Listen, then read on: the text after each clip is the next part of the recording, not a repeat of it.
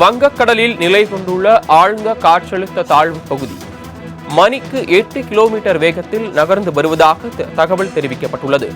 அதேபோல இன்னும் சில மணி நேரங்களில் ஆழ்ந்த காற்றழுத்த தாழ்வு மண்டலமானது புயலாக மாறும் என்றும் சென்னை வானிலை ஆய்வு மையம் தகவல் தெரிவித்துள்ளது. கூடுதல் விவரங்களை வழங்குவதற்காக செய்தியாளர் செலினா இணைப்பில் காத்திருக்கிறார். செலினா, விவரங்கள்.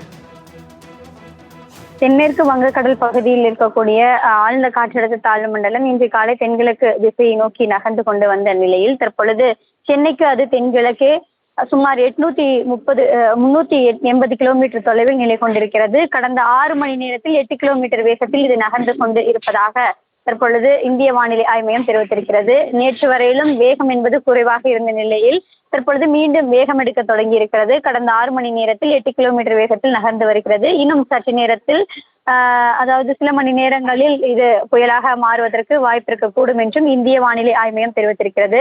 இது புதுச்சேரிக்கு கிழக்கே தென்கிழக்கு திசையில் சுமார் 340 கிலோமீட்டர் தொலைவிலும், நாகப்பட்டினத்திலிருந்து கிழக்கு திசையில் 300 கிலோமீட்டர் தொலைவிலும் மையம் கொண்டிருக்கிறது.